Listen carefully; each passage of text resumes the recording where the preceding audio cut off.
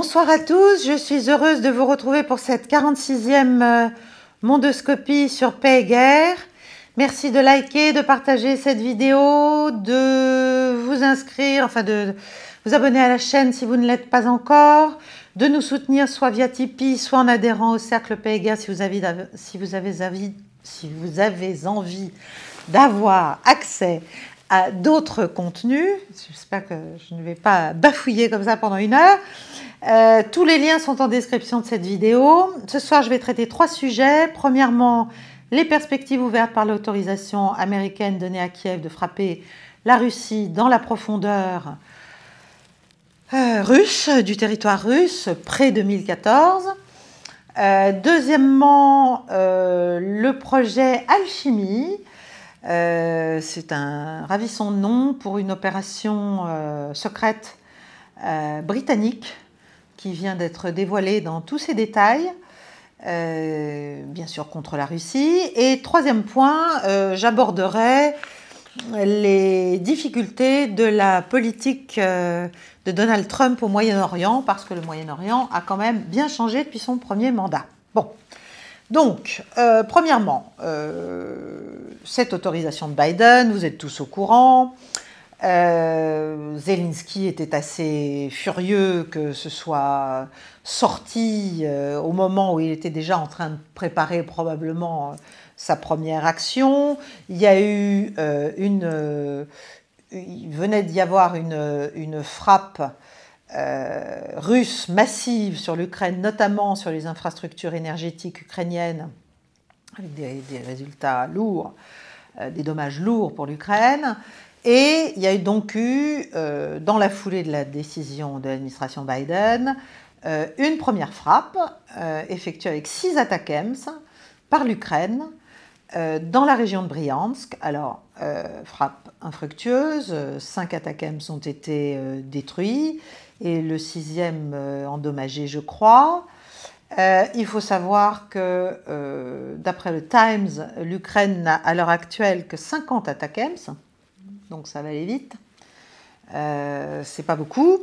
Il y a eu aussi une tentative de franchissement de la frontière russe qui a été arrêtée par le FSB, je crois dans la même zone. On a découvert des munitions, des armes, des équipements. Il y a eu un ancien Marine américain tué. On a trouvé des drapeaux canadiens. Enfin bon, voilà. Ça n'étonnera personne, et certainement pas les Russes. Alors, la réponse, ou plutôt dans la foulée, en tout cas, temporellement, ça paraît être la réponse. Vladimir Poutine a signé le décret officialisant la révision de la doctrine nucléaire russe, et qui donc, alors, il y a plusieurs éléments, mais sans entrer dans les détails, puisque je l'ai déjà expliqué, ce qui est important de retenir, c'est que désormais, la Russie se réserve le droit de réagir, y compris nucléairement, à une attaque conventionnelle menée par un État non nucléaire qui serait soutenu par des États nucléaires. Une attaque qu'elle jugerait massive et qu'elle jugerait comme mettant en péril la permanence de l'État, la survie de la nation, bref. Bon. Donc, évidemment, c'est dangereux. On vient, en fait, voilà...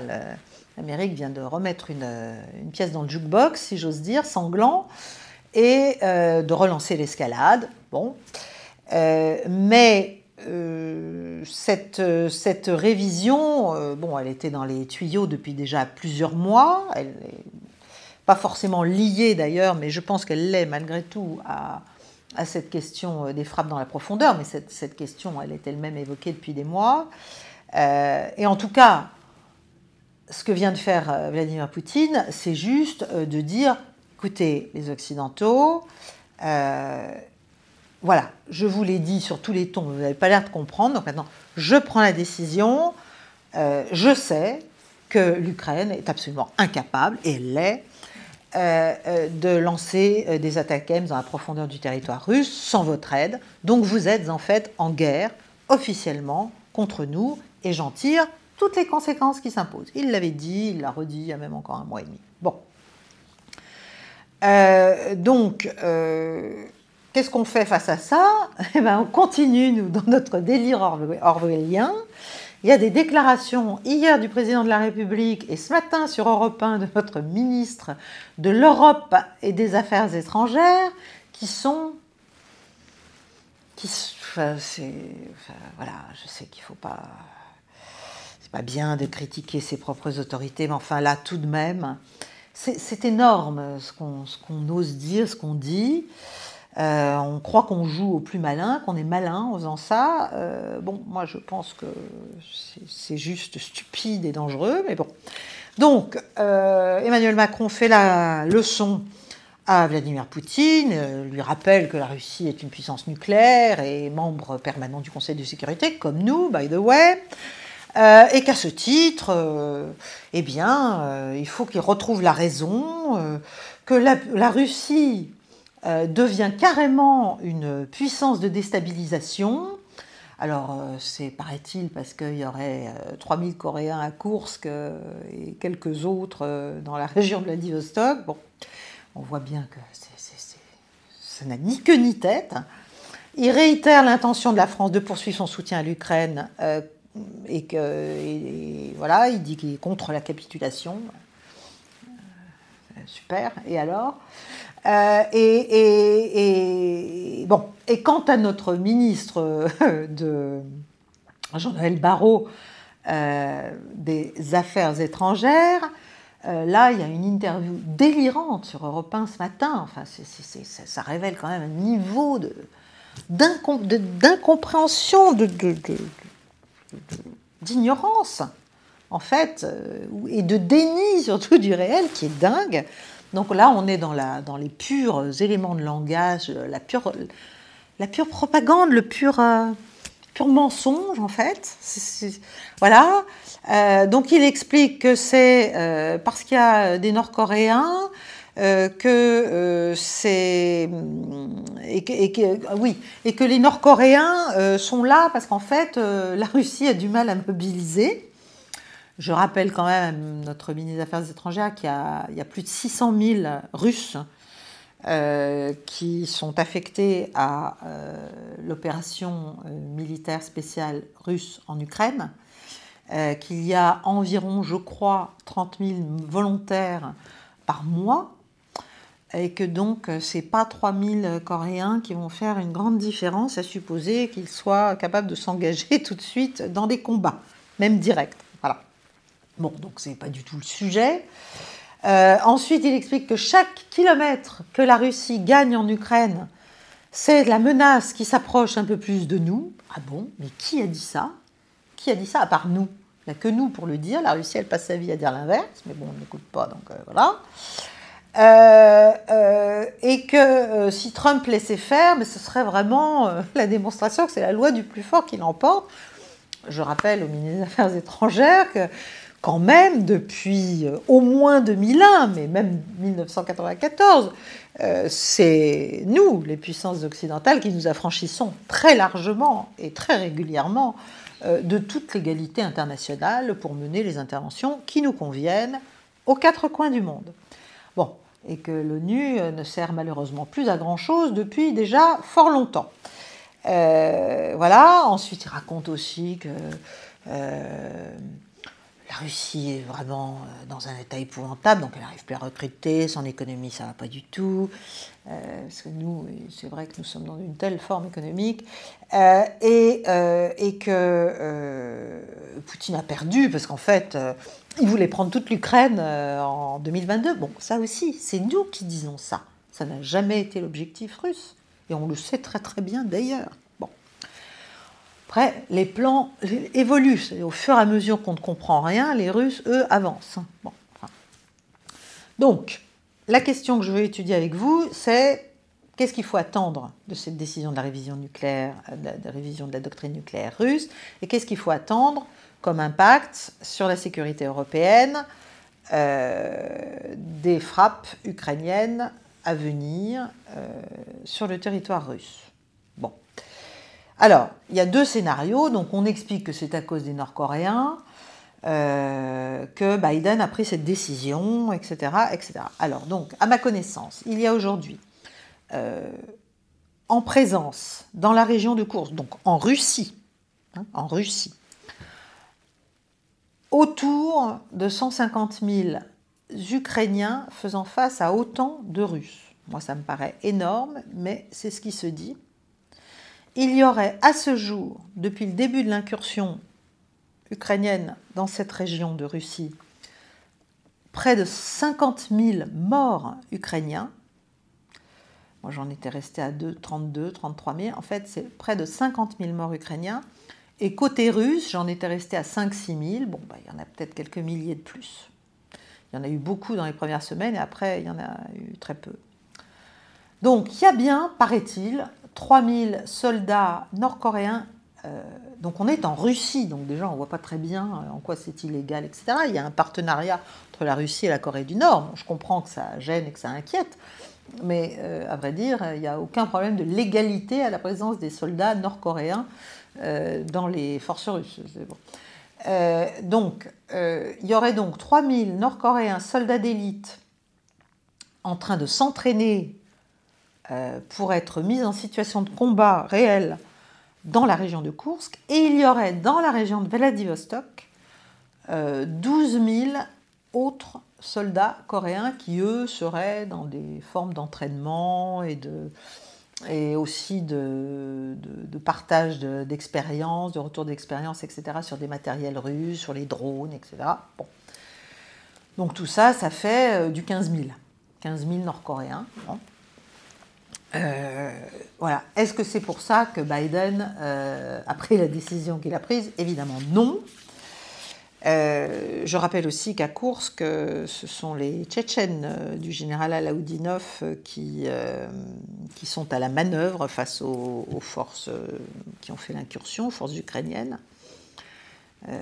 Voilà, donc c'est une opération en cours que la Russie va mener à bien. Bon, ça prend plus de temps parce que les Ukrainiens mettent de plus en plus de force, etc., etc. En fait, ils ont tellement dégarni à d'autres endroits du front que voilà, ils s'imaginent que ça va être leur atout dans des négociations. Bon. Ce qui est sûr, pour revenir aux Américains et aux raisons de la décision, c'est que les derniers succès de l'armée russe, la victoire de Trump, tout ça, ça a plongé la partie russophobe de l'Europe et des élites américaines dans un grand découragement. Et qu'avec cette décision de Biden, ça y est, l'espoir revient. Vous avez le président lituanien qui explique que c'est formidable, que la paix est le privilège des forts et que donc l'Ukraine doit devenir forte. Bon, très bien. Je remets ça parce que j'ai des problèmes de micro. Donc c'est formidable, ça nous redonne un peu de baume au cœur, manifestement. Bon. Moi, je pense surtout que ce qu'a fait l'administration Biden, c'est essentiellement savonner la planche de Trump pour faire en sorte, éventuellement, dans l'idéal, qu'il y ait, avant sa prise de fonction officielle le 20 janvier prochain, une dégradation considérable et une nouvelle escalade, et pourquoi pas la nécessité, ou en tout cas le prétexte saisi pour des forces de l'OTAN d'entrer officiellement. Bref, enfin, faire en sorte qu'il ait du mal à faire la paix qu'il a annoncé vouloir faire en 24 heures ou en un peu plus avec la Russie. Parce que ça, évidemment, c'est quelque chose d'assez insupportable pour tous ceux qui rêvent d'une guerre permanente avec la Russie. Bon. Donc, voilà, il faut qu'il hérite d'une guerre dans laquelle les enjeux ont considérablement augmenté, y compris pour les États-Unis. Ce qui est vrai, c'est que finalement, Trump, en annonçant qu'il serait capable de faire la paix très vite, il a fait le jeu de Biden dans sa provocation. Et Biden et les gens qui l'entourent ont saisi le moment favorable pour annoncer l'autorisation des frappes. Après, quoi qu'il arrive, quel que soit ce que font l'une et l'autre des administrations, la sortante et la montante, elles seront d'accord pour dire chacune qu'elles ont fait le maximum pour la paix, qu'elles n'étaient pas qu'elles ne se considèrent pas responsables d'avoir engagé la guerre directe avec la Russie si elle venait à devenir, s'il y avait une évolution catastrophique, ce qu'on ne peut quand même pas jamais totalement exclure. Il ne faut pas sous-estimer les Ukrainiens. Bon.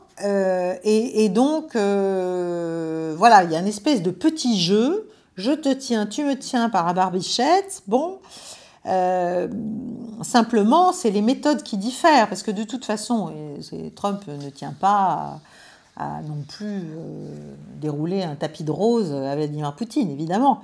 Hein, il s'agit quand même toujours de contraindre la Russie. Alors Biden et les siens l'ont fait en lançant cette guerre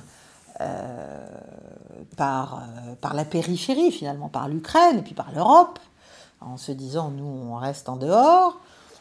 Trump, il tentera peut-être de le faire par un chantage politique, par des schémas de négociation compliqués et qui ont peu de chances d'advenir s'il s'agit de promettre enfin de faire croire à Vladimir Poutine qu'il n'y aura pas d'Ukraine dans l'OTAN pendant 20 ans et qu'après on révisera la question et qu'il y aura une force avec des pays de l'OTAN qui viendra surveiller la ligne de démarcation. Bon, tout ça est évidemment assez ridicule, mais bon, on continue à faire semblant d'y croire, ou alors peut-être qu'on y croit vraiment, ce qui est encore plus grave. De toute façon, Moscou a été clair, a dit donc que c'était un acte de guerre. Ça ne va pas changer la situation militairement de façon décisive. Il ne faut pas oublier d'abord que la Russie a quand même déplacé beaucoup de ce qui était des atouts précieux militaires en dehors de la portée des ATACMS, parce que ça fait tellement longtemps qu'on en parle qu'ils ont eu le temps de le faire, qu'en fait ça va mettre en danger essentiellement les F-16 et autres avions qui vont porter ces missiles, y compris, je crois, des avions russes qui sont modifiés pour pouvoir le faire, les avions soviétiques, je veux dire de l'ère soviétique. Même s'il y avait derrière d'autres types de missiles, et on pense aux JASSM, qui sont donc des missiles air-sol furtifs, hyper précis, qui tombent un peu comme des bombes sur leur cible. Là aussi, les avions qui les portent pourraient connaître le même sort. Bon, ça démontre surtout en fait que les dirigeants américains se moquent totalement du sort de l'Ukraine et du peuple ukrainien surtout, ou même de la Russie, parce qu'en fait le problème est politique interne. Voilà, c'est entre Trump et son intention de nettoyer l'État profond, et Biden et son intention de le coincer et de l'empêcher de le faire, et de le coincer peut-être même dans une guerre dont il ne pourrait pas se sortir si facilement. Alors, les représailles russes, bon, il est clair que les Russes vont poursuivre leur campagne de frappe massive sur les installations militaires et énergétiques ukrainiennes, et l'hiver va être douloureux. Ils vont renforcer peut-être leurs actions dans le cadre de la région militaire nord. Ça, voilà, c'est l'escalade qu'on a voulu. Vous avez remarqué qu'il y a aussi quelques câbles sous-marins qui sont rompus, là, étonnamment. Il y en a entre la Lituanie et la Suède, entre la Finlande et l'Allemagne, bref. Il n'est pas impossible aussi que Poutine décide d'en finir avec la flotte ukrainienne en mer Noire, hein, ou de taper un pont sur le Dniepr éventuellement, ou de soutenir d'autres, non pas proxy, mais lointains partenaires, genre les Houthis en mer Rouge. Voilà, il y a tout un spectre de représailles qui peut se faire. Bon, Trump veut la paix par la force. Il veut peut-être escalader pour désescalader, comme il dit. Mais je ne pense pas que ce soit en menaçant Poutine d'un engagement de troupes OTAN frontal que Poutine va faire des concessions. Je pense que là, même Trump se fourre le doigt dans l'œil. En revanche, l'Europe, elle va continuer de se suicider aimablement parce que nous sommes en train de reprendre le bébé, en fait. Nous sommes en train de reprendre le fardeau, y compris financièrement, avec les 50 milliards qu'on va commencer à donner, là. La dernière salve d'argent, c'est vrai qu'on a tellement d'argent, on est tellement grande forme économique et financière, c'est rien, broutille. Donc, nous, on va faire les frais, c'est évident, et Washington ne se privera pas, avec la nouvelle administration, de nous mettre face aux responsabilités qui viennent quand même d'une préparation commune à cet affrontement avec la Russie, mais enfin, voilà. Mais, si vous voulez, moi, je ne suis pas très inquiète, et vous voyez bien le ton sur lequel je vous parle. Je pense que Vladimir Poutine est bien trop intelligent pour céder à cette nouvelle provocation. Il n'a déjà pas cédé aux drones sur le Kremlin, il n'a déjà pas cédé à l'attaque sur ses bases aériennes, sur ses installations pétrolières, sur le pont de Kerch, sur les zones résidentielles, tuant des civils. Voilà, je veux dire, il y a eu énormément de provocations, d'invitations à l'escalade que nous avons menées depuis 2 ans et demi face à Moscou, et jusqu'à présent, il a été d'une tempérance très considérable en continuant à dire moi je vais gagner, mais je vais gagner militairement sur le terrain, petit à petit, doucement, mais sûrement, c'est lent, c'est compliqué, mais je limite beaucoup mes pertes civiles, contrairement aux Ukrainiens qui disposent manifestement de leurs citoyens, ils se larguent à main nue et ne se préoccupent pas de les faire tuer par centaines de milliers, ils continuent à essayer de les mobiliser de force dans la rue. Il y a même BFM a fini par découvrir des scènes, vous savez déjà, ça fait 1 an et demi que ça dure, mais enfin, bon, voilà, on le découvre maintenant. Bon,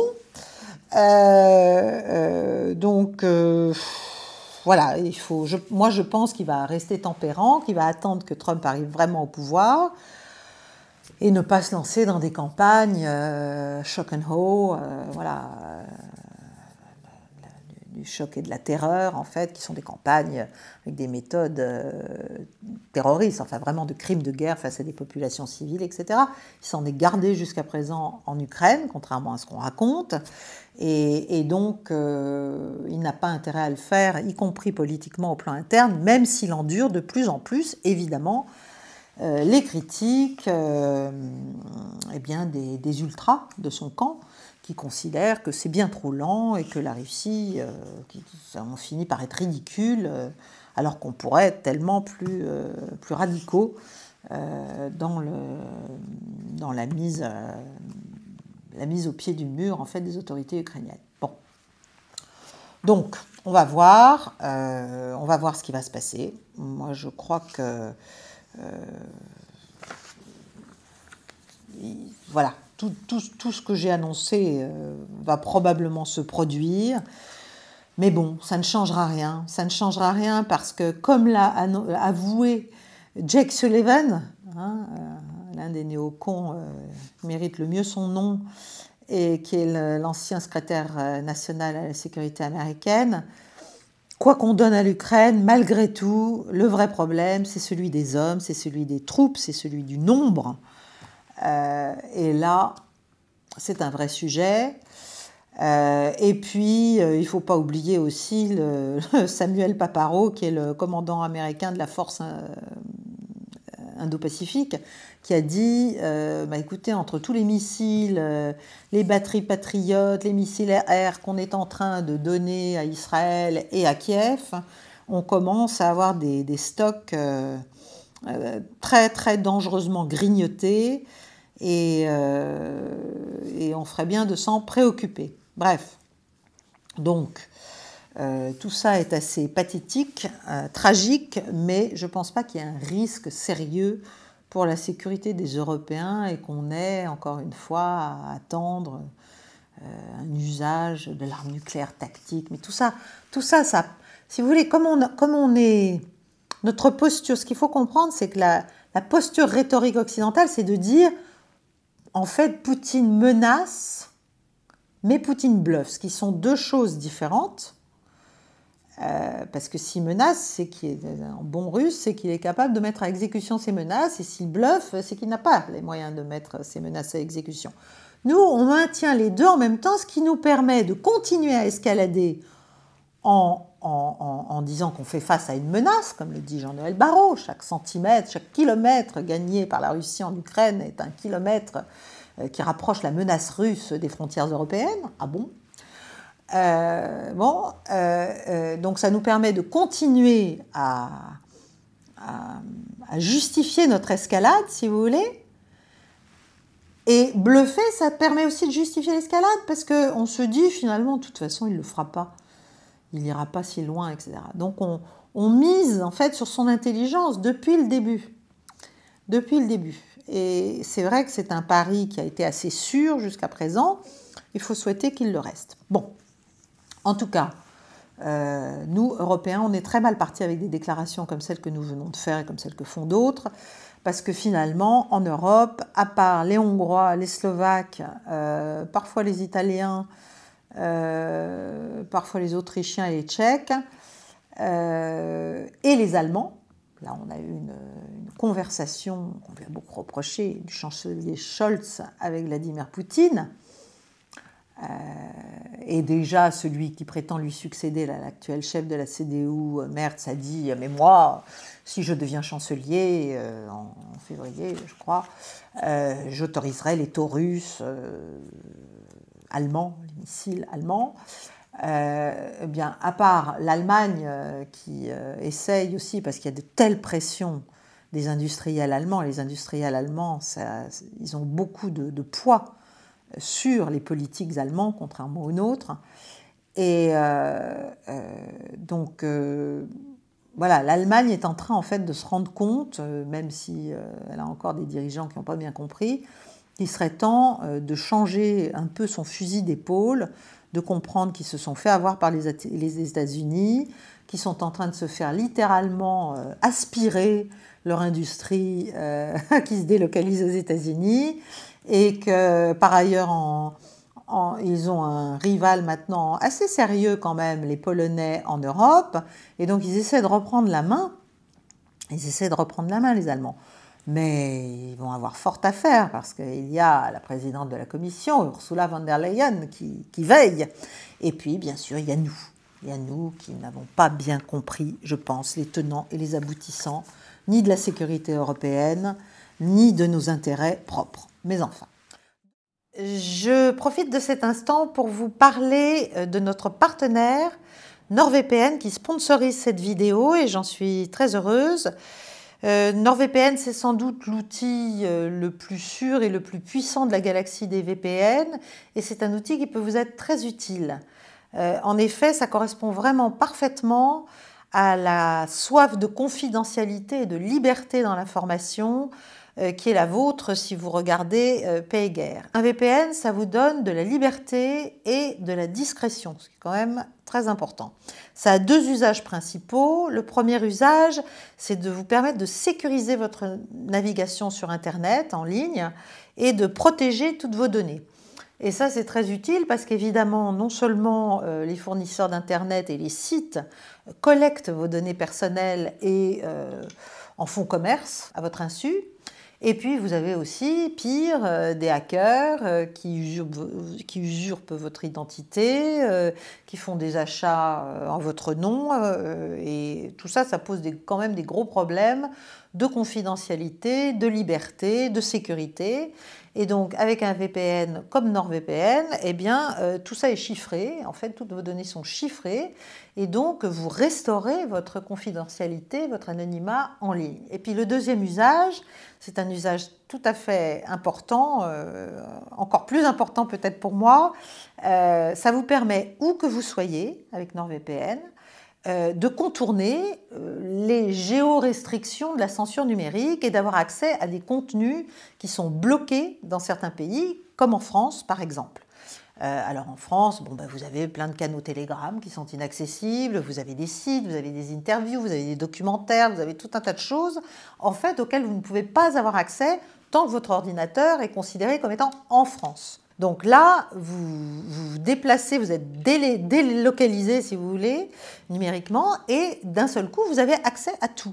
Donc ça, c'est quand même très important pour avoir les informations vraies, pour rester connecté au monde réel, pour exercer son esprit critique. Et c'est de plus en plus précieux dans l'environnement qui est le nôtre aujourd'hui. Je vous invite à cliquer sur le lien pour découvrir ces fonctionnalités pour une somme modique avec en plus une grosse réduction via ce lien qui est exclusif pour Paix et Guerre.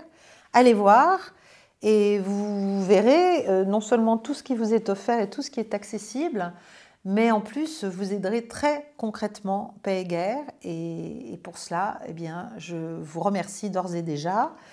Je vous remercie donc de votre attention et puis je vous laisse découvrir la vidéo, votre vidéo, celle que j'ai faite pour vous.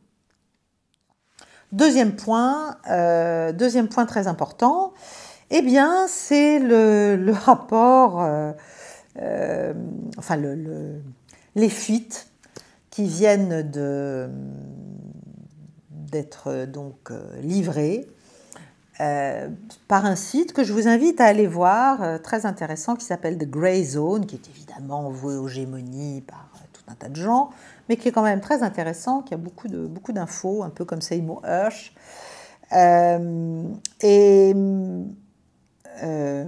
Donc sur The Grey Zone, ils viennent de sortir un rapport dont ils ont eu connaissance, mais il y a aussi des emails, il y a énormément d'éléments qui révèlent un complot, parce qu'il faut quand même appeler les choses par leur nom, britannique, au plus haut niveau, militaire et politique, pour, en fait, par de multiples moyens, faire durer le conflit en Ukraine à un maximum, jusqu'à ce qu'on arrive à faire tomber Vladimir Poutine. Et ça, c'est strictement britannique. C'est quelque chose qu'ils font par eux-mêmes. Ça montre évidemment, avant d'entrer dans les détails, ça montre notre naïveté insigne quand nous avons notre président de la République et le Premier ministre actuel, Keir Starmer, qui se congratule et se trouve tellement cohérent et convergent, n'est-ce pas, sur la Russie, etc. On ne comprend pas qu'en fait, fondamentalement, la Grande-Bretagne, mais bon, Sarkozy ne l'avait pas compris non plus au moment des accords de Lancaster House en 2010. On croit que la Grande-Bretagne peut être une alliée de revers face aux Allemands. C'est bien mal connaître les tenants et aboutissants et les fondements et les fondamentaux de la politique étrangère britannique. Bon, je n'ai pas besoin de vous les rappeler. Hein. On choisira toujours le grand large plutôt que le continent. Elle est liée aux États-Unis fondamentalement, même s'il y a des moments où ça se passe un peu moins bien. Et elle est contre toute puissance européenne, surtout. Et encore plus, évidemment, contre la Russie, qui, jointe à l'Europe, pourrait constituer un ensemble eurasiatique important et puissant et concurrent. Bon, ça c'est la base, mais ça, on ne veut pas le savoir, on l'a oublié, on ne l'a jamais appris, j'en sais rien. J'ai fini de... Voilà, je peux plus. Donc, en tout cas, on est, nous, dans une grande naïveté, mais les Anglais, eux, ils ne dorment pas. Et ils ont donc mis, dès 2 jours après l'entrée de la Russie en Ukraine, et je pense que ça avait même commencé avant, ils ont mis en place une cellule secrète qui parle d'elle-même comme étant le projet Alchimie. Ça s'appelle le projet Alchimie. Sous la direction du ministère britannique de la Défense. Et ce projet Alchimie, donc, son objectif principal, c'est prolonger la guerre de proxy ukrainienne à tout prix, et par tous les moyens possibles. Donc, c'est tout un spectre en fait d'opérations psychologiques, d'opérations militaires, d'infiltration. C'est énorme. Moi, je vous engage vraiment à aller voir cet article parce que c'est très intéressant. Il y a des emails, il y a toutes sortes de choses. Bon. Donc, qu'est-ce qu'il faut ? Donc, voilà, l'idée, c'est donc de faire durer la guerre, d'imposer à la Russie des dilemmes stratégiques, de lui faire perdre du temps, d'affaiblir le pouvoir de Poutine en interne, politiquement, que ça lui coûte très cher, que ça ait comme incidence des frictions, comme on dit en anglais. Bref, tout ça à travers des opérations secrètes, tout à fait illégales, largement illégales, et même s'apparentant pour certaines au terrorisme. Voilà. Donc, de la discrétion au terrorisme, si vous voulez, il y a une grande marge. Bon, donc, alors, ce n'est pas un scoop au sens où on sait qu'il y a énormément d'agents britanniques sous couverture installés en Ukraine depuis des années. Il y en a dans toute l'Ukraine, mais il y en a beaucoup à Kiev, notamment sous couverture de sociétés marketing importantes à Kiev, etc. Enfin bon, ils sont tous là. Bon. Mais là, évidemment, ils font tout pour casser les médias indépendants, dont The Grey Zone, of course, hein, évidemment. Mais voilà, c'est pas seulement ça, ce projet. Donc, ce projet, il est composé d'anciens des forces britanniques, d'anciens agents de renseignement britanniques et de tout un réseau d'intelligence britannique, à tous les sens du terme, qui ont contribué à imaginer ce spectre d'action souhaitable et faisable pour nourrir cette guerre entre l'Ouest, entre l'Occident et la Russie. Ils ont déjà entraîné des forces ukrainiennes dans des actions de sabotage, des actions clandestines de sabotage. Voilà, ils ont une vision assez créative de l'utilisation du droit, n'est-ce pas, pour faire des opérations, on va dire, borderline, notamment vis-à-vis des législations britanniques elles-mêmes. Hein, il y a quand même quelques petites limites, mais bon, ça n'a pas l'air de les gêner trop. On peut leur imputer l'attaque sur le pont de Kerch, le pont de Crimée. Bon, alors vous me direz, ça a eu un résultat calamiteux dans le genre affaiblir la Russie. Ça a surtout déclenché une escalade russe. Et en fait, c'était le début des attaques punitives russes sur les infrastructures énergétiques ukrainiennes. Ça a été déclenché par l'attaque sur le pont de Kerch, donc, qui est une des riches idées de cette cellule britannique. Et en fait, ils se sont inspirés, ils ont envisagé en fait de faire ce qui avait été fait après la Deuxième Guerre mondiale par ce qu'on appelait les réseaux Gladio. Et les réseaux Gladio, c'est des réseaux américains et de l'OTAN, de cellules dormantes partout en Europe, qui visaient à contrer, empêcher, affaiblir l'expansion du communisme sur le continent européen. Bon, donc ça, c'est une de leurs grandes sources d'inspiration. Et donc, voilà, ils ont cette idée de poursuivre dans cette ligne, si vous voulez. Alors, tout ça, c'est dirigé par un général britannique qui s'appelle Charlie Stickland, dont les fonctions, c'était de commander l'état-major conjoint permanent britannique, qui est notamment en charge de toutes les opérations multinationales et abroad, enfin à l'étranger, étrangères, voilà, britannique. Donc ça a commencé le 26 février, ça je vous l'ai dit. Et ça a commencé, en fait, ils ont eu une première réunion, et dans cette première réunion, ils ont réuni de la matière grise, ils ont fait un grand brainstorming, n'est-ce pas, avec tout un tas de civils. Et ça, je dois dire qu'on ferait bien de faire la même chose dans le service de renseignement, c'est-à-dire de faire appel à des intelligences en dehors du domaine strict opérationnel du renseignement, c'est-à-dire des experts civils de toute nature. Là, eux, évidemment, parce qu'il faut comprendre que dans la culture britannique, le renseignement, c'est dans leur sang, hein, c'est une seconde nature. Et donc, le renseignement britannique recrute non seulement dans les classes dirigeantes, les grandes universités, etc., mais il recrute partout. Et tous ces gens derrière, parce que la société britannique est encore assez fermée, tous ces gens derrière ont des positions dans de multiples domaines, de multiples secteurs, pas seulement des diplomates, des espions ou des militaires, vous voyez. Et ils gardent cet état d'esprit d'agents au service de la couronne, en fait, au service de Sa Majesté. Et donc, ils sont extrêmement utiles.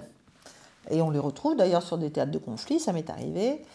dans des fonctions parfois très différentes, etc. Mais ce n'est pas forcément des espions qu'on a mis là sous diverses couvertures, c'est aussi des gens qui travaillent là. Bref, en tout cas, le 26 février 2022, première réunion de cette cellule du projet Alchimie avec les spécialistes civils pour produire un papier de grande stratégie. Vous savez que même au King's College, il y a un institut, un laboratoire de recherche consacré à la grande stratégie. Donc ils n'ont pas oublié, c'est le résultat, le reste, les beaux restes, n'est-ce pas, de l'ancien lustre de la puissance coloniale britannique. Bref, l'idée c'est comment fait-on pour faire en sorte que l'Ukraine ne s'arrête jamais de se battre, comment fait-on pour l'aider, comment fait-on... bon. Donc tout ça c'est encadré par des militaires, par des gens du renseignement, mais ça inclut beaucoup de civils. Et puis bien sûr, après c'est mis en œuvre par... certaines brigades, des opérations psychologiques, par exemple, je pense à la 77e, voilà, enfin, il y a tout un tas de gens, des bonnes unités, on va dire, des unités qui vont bien, qui sont tasquées, qui sont affectées à ces positions. Ça va très loin, parce qu'en fait, comme tout est très lié, tout est socialement très lié en Grande-Bretagne, ça remonte même jusqu'au roi Charles, hein, et jusqu'aux gens avec lesquels il a pu travailler sur d'autres sujets. Bon, donc il y a eu cette petite cellule de réflexion initiale et il y a la version des vieux, la version des ancêtres, et ça c'est encore meilleur je trouve, parce que ça prouve qu'ils ont de la suite dans les idées et qu'on ne se refait jamais quand on est britannique. Et là, donc, ils ont fait aussi un papier, les anciens, n'est-ce pas, un papier d'option, qui montre bien la profondeur de l'obsession anti-russe quand même, hein, dans les élites britanniques. Et donc, avec d'anciens responsables de l'industrie britannique, bien sûr du monde académique, qui ont des liens importants avec l'armée britannique à un titre ou à un autre. Et donc, tout cela, alors les anciens, ils se sont convaincus que Poutine allait tomber. En gros, qu'il allait y avoir un coup au Kremlin, qu'il fallait faire durer la guerre et que ça finirait par arriver, parce que Poutine perdrait en fait la face, passerait pour un imbécile en menant une guerre si longue, que son autorité serait menacée, que sa crédibilité internationale serait aussi mise en cause. Bref, voilà. Il fallait... et que tout ça, naturellement, s'ils arrivaient à... Quand un raisonnement est faux, il est faux jusqu'au bout. C'est-à-dire que tout ce qui serait fait dans le cadre de ce projet Alchimie pour pousser l'Ukraine à se renforcer et donc la Russie à s'investir de plus en plus en Ukraine, tout ça, ça allait renforcer l'OTAN. Je ne sais pas si vous avez l'impression que l'OTAN est renforcée, moi non. Moi non, hein, à part les grandes déclarations, mais enfin concrètement, je n'ai pas l'impression. Bon, donc voilà, il fallait faire tout ça, hein, pour les Britanniques. Alors, il y en a même qui sont allés encore plus loin en s'imaginant qu'une fois que le coup aurait eu lieu, n'est-ce pas, en leur faveur, hein, en faveur probablement de quelqu'un qui serait l'homme de Sa Majesté, n'est-ce pas, au sein du leadership russe, eh bien, la Russie serait absorbée dans l'ordre financier occidental. Mais oui, mais absolument. Et il y aurait même un plan Marshall post-Poutine, voilà, qui serait généreusement étendu à la Russie, n'est-ce pas? Et à ce moment-là, pour l'Angleterre, qui a de la suite dans les idées, après avoir cassé la Russie, eh bien, elle considérerait qu'elle peut de nouveau collaborer avec ce nouveau gouvernement et notamment sur les marchés des matières premières, hein, évidemment, où là, ils en ont besoin, et dans les marchés de l'énergie d'une manière générale, le gaz, le blé russe. Voilà. Donc tout ça, c'est voilà, c'est du délire britannique, c'est très structuré, ça coûte beaucoup d'argent d'ailleurs, parce que quand même, pas loin de 100 millions de livres qui ont été demandés pour tout ça. Et donc, alors, si vous voulez les détails, allez voir le rapport dans son entièreté. Hein. Voilà, mais bon, il s'agit de créer des forces de commando de 1000 hommes, commando ukrainiens bien sûr, entraînés avec des vétérans britanniques, équipés britanniquement. C'est-à-dire, c'est intéressant parce que quand on voit l'état de l'armée britannique et l'état des équipements britanniques, bon, ok. Donc tout ça, ce serait, alors les commandos marines, ce serait pour bien sûr dégrader la marine russe, hein, naturellement, et ouvrir un nouveau flanc dans le combat pour Kherson et pour le sud de l'Ukraine. Voilà, donc ça, bon, ils ont aussi pensé bien sûr à introduire des femmes parlant russe, qui mèneraient des opérations sous couverture dans le sud de l'Ukraine occupée, en Crimée, pour récupérer du renseignement, pour cibler, enfin pour faire des opérations de sabotage en fait sur des infrastructures clés russes. Tout ça, ça aurait été entraîné par le MI6. Enfin, voilà. Ils ont demandé quand même 73,5 millions de livres juste pour ces opérations-là. Hein. Donc, c'est pas rien, et je pense que c'est en fait beaucoup plus, comme d'habitude.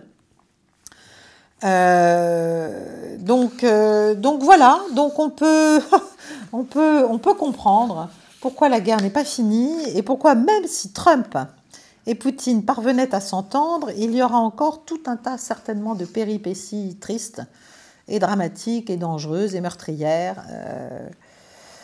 Dans le conflit ukrainien, on n'est malheureusement pas à la veille d'une grande stratégie intelligente qui serait celle de la restauration de la sécurité européenne, mais ça, c'est pour un autre type de diplomate, c'est pour un autre type de militaires qui comprennent différemment les intérêts à la fois de leur pays et les intérêts collectifs. Bon, donc je vais pas trop loin, je vais pas plus loin, mais il y a beaucoup de choses très intéressantes à lire. Il y a aussi des actions qui étaient planifiées pour la Cour internationale criminelle, pour faire en sorte de pouvoir poursuivre les Russes. Enfin, ça va très très très très très loin. Bon, mon troisième point, parce qu'il faut quand même avancer, c'est la politique américaine à venir au Moyen-Orient, la future politique de Donald Trump. C'est encore très difficile de la lire, évidemment. Il a essayé d'écarter certains nouveaux néocons, hein, notamment, je crois, Pompeo, bien sûr, Bolton, Nikki Haley, tout ça. Bon, voilà. Mais il y en a quand même beaucoup, beaucoup d'autres. Et puis surtout, il a quand même nommé un ambassadeur américain en Israël qui est complètement ultra pro-Israël. Et il a nommé un envoyé intérimaire pour le Moyen-Orient qui est connu pour être un anti-iranien primaire.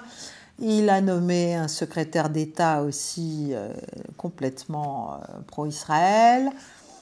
Donc un ministre des Affaires étrangères, et il a nommé un secrétaire de la Défense aussi, dont on se demande d'ailleurs où sont un peu ses compétences. Bref, toutes ces nominations, bien sûr, doivent être, vous savez, c'est pas du tout comme en France, doivent être acceptées par le Congrès. Donc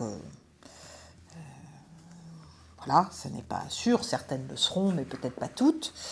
Mais ce qui est intéressant, c'est de voir peut-être quelle est son idée. Et quelle est l'idée aussi de ses très proches conseillers sur le Moyen-Orient? Bon, encore une fois, le leitmotiv, c'est toujours le même, c'est la paix par la force. pourquoi pas, hein, moi je suis assez d'accord, la paix par la force, ça ne veut pas dire faire la guerre, la paix par la force, ça veut dire être capable d'être dans des postures dissuasives.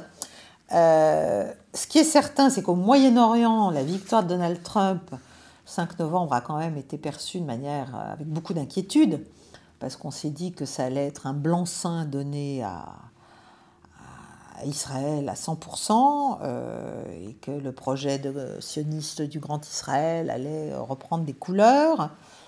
Netanyahou, évidemment, passe sa vie à expliquer qu'il parle tout le temps avec Trump depuis son élection, qu'ils sont d'accord sur la menace iranienne, sur toutes ses composantes, donc c'est-à-dire sur tous les proxys plus ou moins distendus de Téhéran.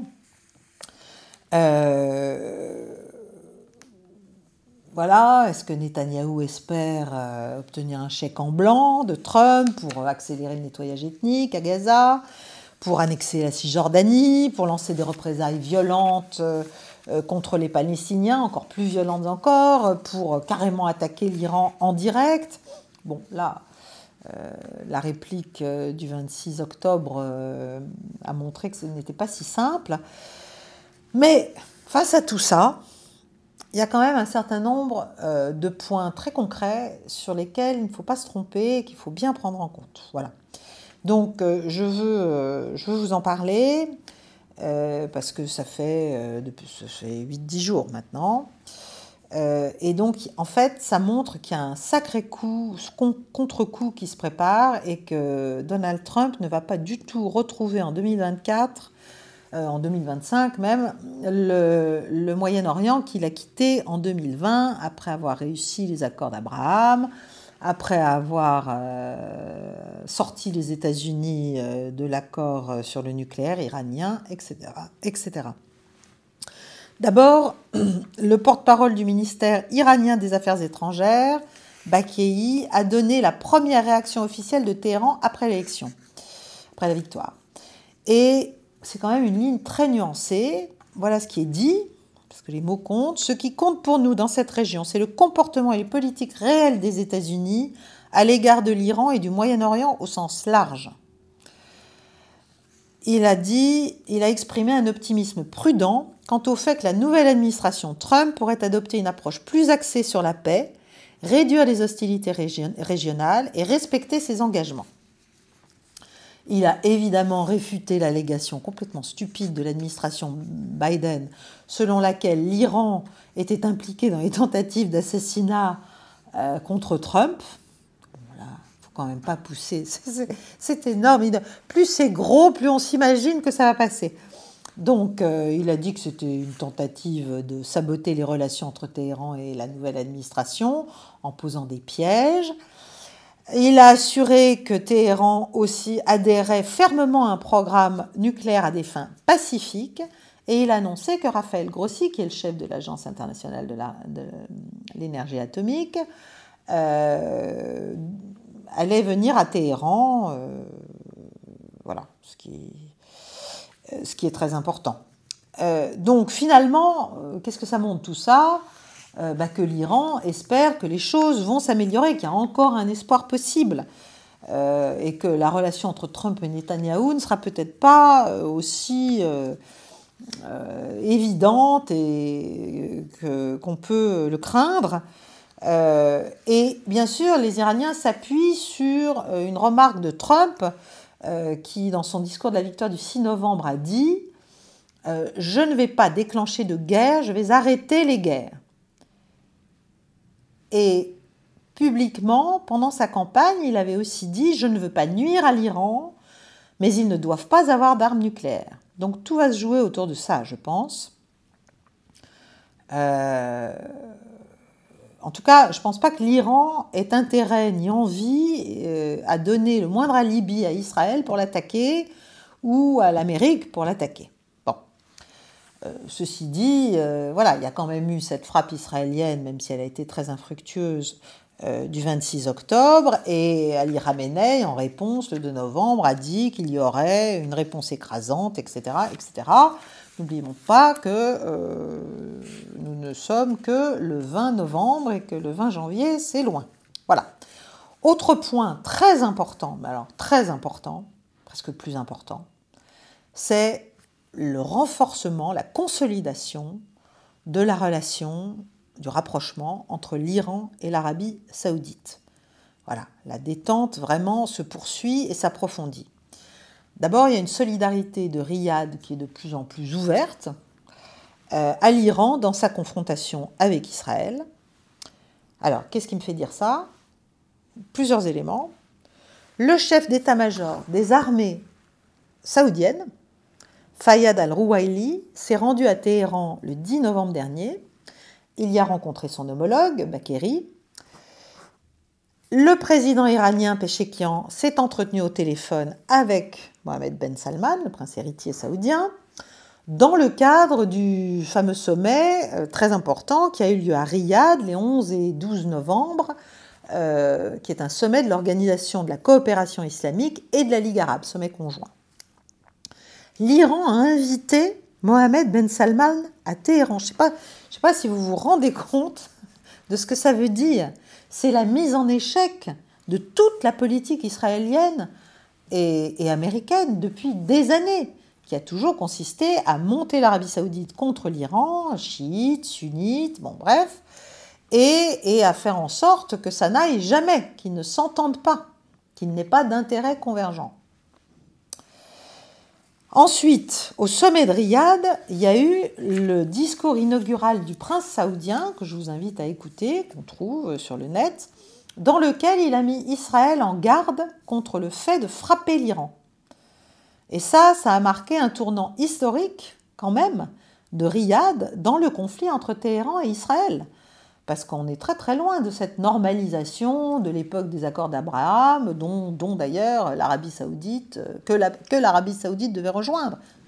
C'était le joyau de la couronne. Et c'était voulu par les États-Unis et c'était voulu par Tel Aviv, tout ça. Bon.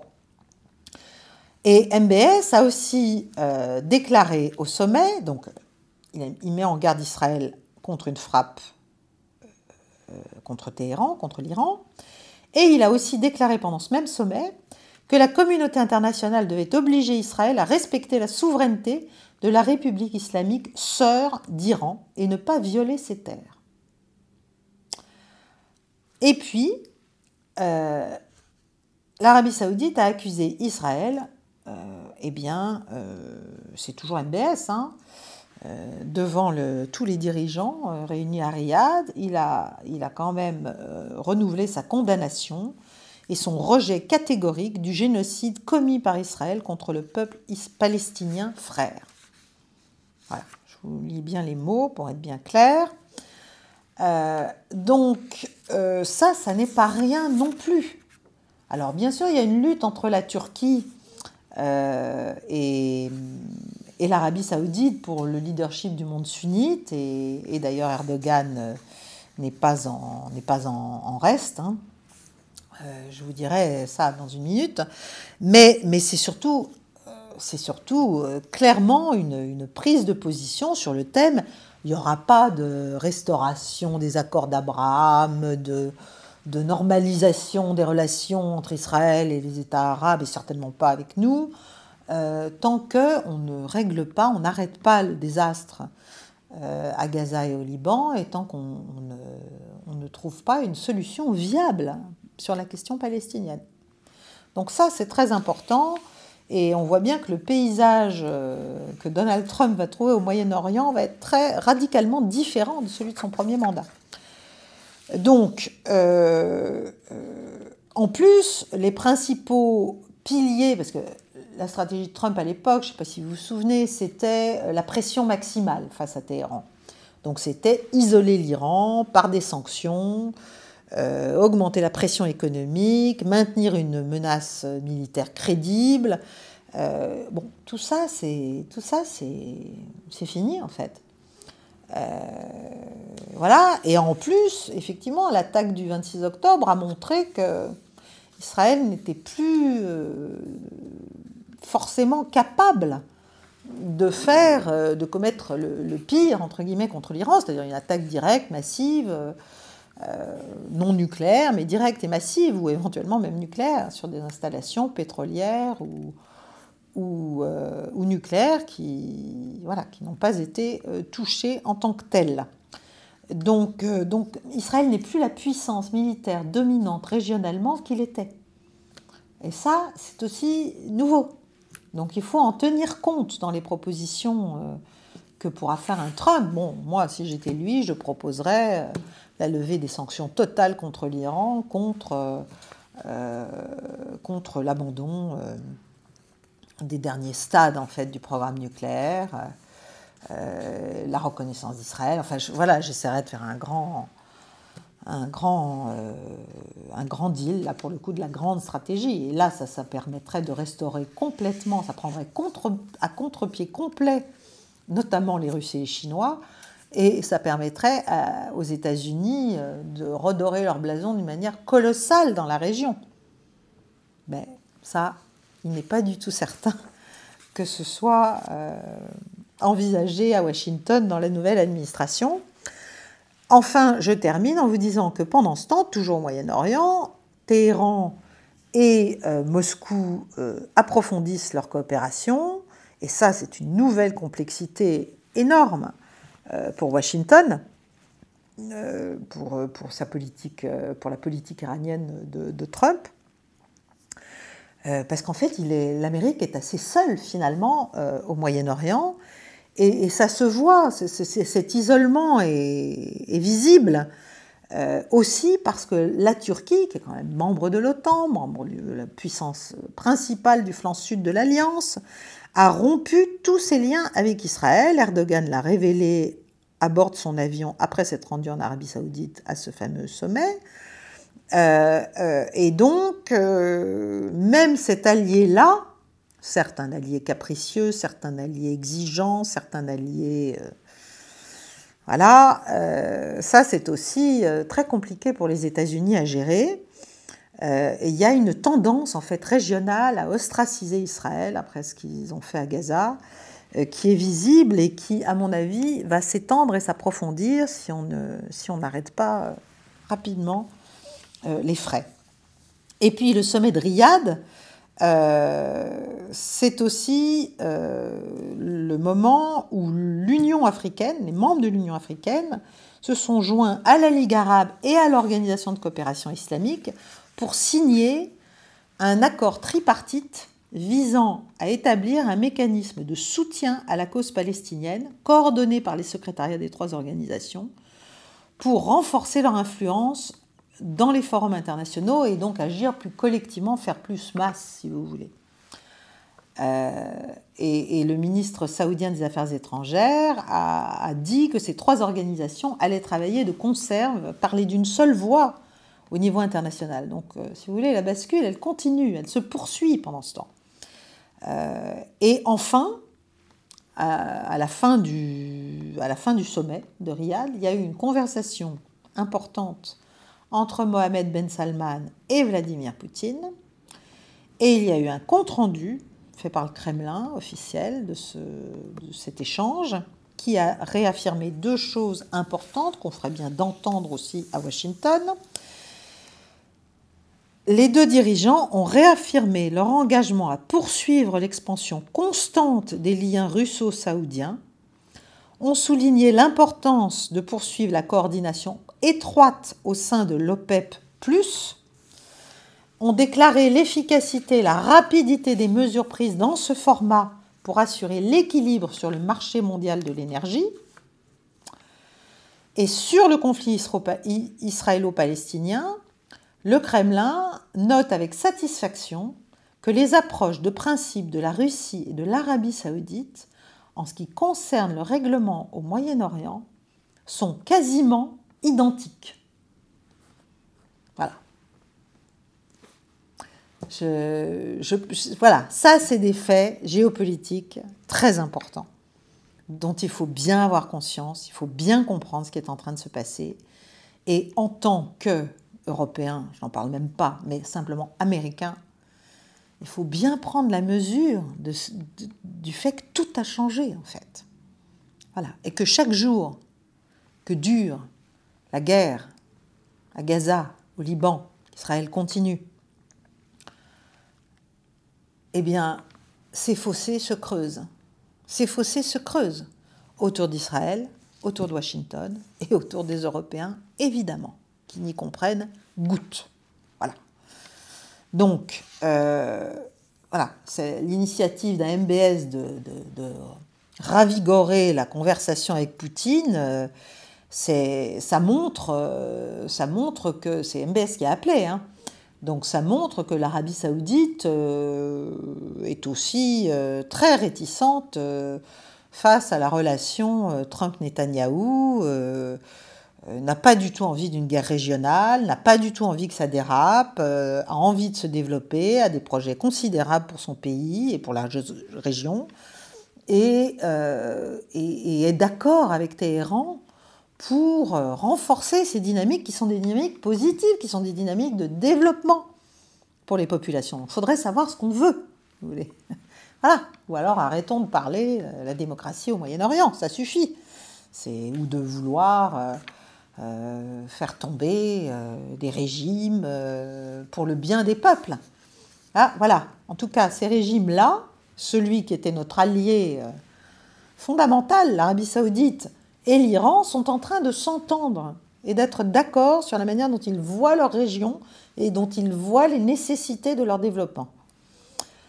Donc, on n'est pas sorti de l'auberge, je termine là-dessus. Ça va être très compliqué, ça va être évidemment passionnant à suivre et je le ferai pour vous. Et je vous partagerai les enseignements ou ce que j'en retire, ce que je comprendrai de toutes ces évolutions. Je vous souhaite une bonne soirée, je vous quitte et je vous remercie de votre attention et vous redis tout ce que je vous ai dit en introduction. Likez, partagez, aidez-nous. Merci chers amis et très bonne soirée à vous tous. Au revoir.